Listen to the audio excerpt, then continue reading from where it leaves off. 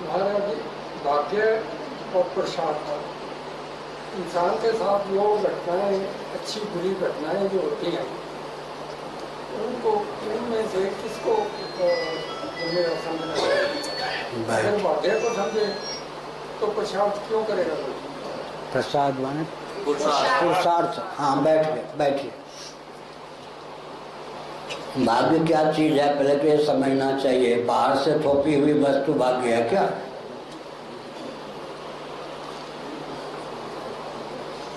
राठौर जी है ना ये। भाग्य चीज क्या है पहले यह समझना चाहिए। पूर्व जन्म में या पूर्व जन्मों में जीव ने जो खोटे खरे कर्म कर लिया, शुभाशुभ कर्म किया, वे जब अंतर्यामी परमात्मा की प्रेरणा से उस बंदे या जीव को फल देना प्रारंभ कर देते हैं, तब उन्हीं का नाम भाग्य, प्रारब्ध, अदृष्ट होता है या दैव होता है। इतने नाम भाग्य, प्रारब्ध, अदृष्ट, दैव किसका नाम है? पूर्व जन्मों में बंदे ने, जीव ने जो खोटे या खरे कर्म किया, उनमें जिस कर्म का या जिन कर्मों का फल अंतर्यामी परमात्मा की प्रेरणा से प्राप्त होने लगता है, उसी का नाम प्रारब्ध, भाग्य या दैव है। 1 लाख रुपये बैंक में जमा किया, 1000 खर्च के लिए निकाल लिया, 1000 जो खर्च के लिए निकाल लिया वो हुआ प्रारब्ध, दैव या भाग्य के समान। 99,000 जो जमा है वो संचित के समान। जिन कर्मों ने फल देना प्रारंभ कर दिया है, किसी दूसरे के द्वारा किया हुआ नहीं, अपने द्वारा ही पूर्व जन्मों में किए गए जो कर्म हैं, उनमें जिन कर्मों ने फल देना प्रारंभ कर दिया है उन्हीं का नाम प्रारब्ध है। अब पुरुषार्थ को ही पौरुष कहते हैं। पौरुष रस्साकसी, कभी प्रारब्ध प्रबल हो जाता है तो कभी पौरुष प्रबल हो जाता है। साथ ही साथ महाभारत में यह लिखा है, अनुकूल प्रारब्ध को भी प्रकट करने के लिए पुरुषार्थ या पौरुष की आवश्यकता है। एक भूमि है पृथ्वी, एक है बीज। बीज को अगर कोठी में ही रहने दें तो अपने आप उससे अंकुर नहीं पैदा होंगे। बीज को अनुकूल पृथ्वी पानी प्रकाश, अनुकूल पृथ्वी पानी प्रकाश पवन आकाश दिक्काल का योग प्राप्त होने पर फिर बीज से अंकुर आदि की उत्पत्ति होती है। इसी प्रकार भूमि के समान है पौरुष, बीज के समान है प्रारब्ध। अच्छे प्रारब्ध भी प्रयत्न करने पर प्रकट हो जाते हैं, नहीं तो दबे रहते हैं। अब बुरे जो प्रारब्ध हैं वह देवी देवता की आराधना से, उचित उपाय से क्या होते हैं, क्षीण हो जाते हैं। मंद और मध्यम कोटि के प्रारब्ध प्रबल पौरुष से दब जाते हैं या उनकी दिशा बदल जाती है। जैसे साइक्लोन या अभी उड़ीसा में या सुनामी लहर, उसका नाम तितली दिया है। उड़ीसा वालों ने आज भयंकर आंधी चल रही होगी तो उसको क्या करते हैं, मोड़ देते हैं। इसी प्रकार से पौरुष के द्वारा, देवाराधन के द्वारा प्रतिकूल प्रारब्ध भी क्या होता है, शोधित करके अनुकूल बन जाता है। जैसे कोचिला है, उसको भी शोधित करके अमृत बना लिया जाता है।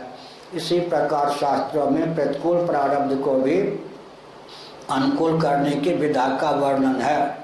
भावियों में सकें त्रिपुरारी, जो तप करे कुमारी तुम्हारी। हस्तरेखा देखकर नारद जी ने बताया कि जैसा पति इनको लिखा है पार्वती जी को, वो तो बड़ा विकट, लेकिन वो सारे लक्षण शिव जी में भी चरितार्थ है। वो शिव जी इसको पति के रूप में मिलेंगे कैसे? अगर घोर तप करे, शिव जी ही पति मिल जाए तो हो सकता है। ठीक इसी प्रकार से क्या हुआ, इसका अर्थ यह हुआ कि पौरुष से, आराधना से प्रारब्ध का शोधन हो जाता है। प्रारब्ध जो प्रतिकूल होता है वो भी अनुकूल बन जाता है। दूसरी बात यह है कि अगर मनुष्य सर्वथा भाग्य, प्रारब्ध या अदृष्ट के अधीन हो, उस पर लौकिक वैदिक विधि निषेध की प्राप्ति न हो।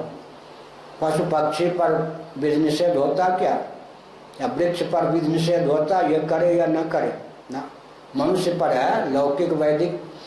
मनुष्य अगर सर्वथा प्रारब्ध के अधीन हो तो लौकिक वैदिक विधि निषेध की प्राप्ति उसे ना हो, क्योंकि लौकिक वैदिक विधि निषेध की प्राप्ति मनुष्य को होती है। इसलिए सिद्ध है कि मनुष्य सर्वथा प्रारब्ध के अधीन नहीं है। अब जो बचपन से अंधा है, लुंज-पुंज है, पोलियो का शिकार है, दैवयोग से मनुष्य शरीर तो मिल गया लेकिन पुरुषार्थ के योग्य नहीं है, उसकी बात दूसरी है। लेकिन सामान्य नियम यह है कि मनुष्य सर्वथा प्रारब्ध के अधीन नहीं है। और दूसरी बात यह है कि भोग तो प्रारब्ध से मिल जाएगा, भगवान प्रारब्ध से मिल जाए, भगवान को प्रारब्ध के नाम पे नहीं छोड़ना चाहिए। होता क्या, उल्टी खोपड़ी हो गई ना। भोग को प्रारब्ध पर नहीं छोड़ता व्यक्ति, उसके लिए निजान से पौरुष करता है, पुरुषार्थ करता है, और परमात्मा की प्राप्ति को प्रारब्ध पर छोड़ देता है। परमात्मा की प्राप्ति के लिए भी अनुकूल प्रारब्ध चाहिए, लेकिन कोर कसर निकालने के लिए, भगवत प्राप्ति के लिए व्यक्ति पुरुषार्थ नहीं करता। प्रारब्ध से जो भोग मिलना है उसके लिए भी प्रयत्न किए बिना नहीं रहता। प्रारब्ध के 3 फल हैं, जाति, आयु, भोग। जाति का अर्थ होता है जन्म, तो हो ही गया, उस पर बस नहीं है, जो होना था हो गया। स्त्री, पुरुष, मनुष्य, मनुष्यों में ब्राह्मण, क्षत्रिय, वैश्य इत्यादि। उधर वृक्ष बन गए, चिड़िया बन गए, पशु बन गए। मनुष्य की बात मैं कह रहा हूँ, एक तो काम कर ही दिया प्रारब्ध ने। प्रारब्ध का पहला फल है जाति, जाति बने जन्म, तो हो गया। प्रारब्ध का दूसरा फल क्या है, आयु। श्वास प्रश्वास की निश्चित अवधि या श्वास प्रश्वास का निश्चित कोटा। मार्कंडेय जी की आयु कम थी। जैसे भारत की मुद्रा और अमेरिका की मुद्रा, डॉलर आदि में अंतर है या नहीं। ब्रह्मलोक के समय और मर्त्यलोक के समय में अंतर है या नहीं।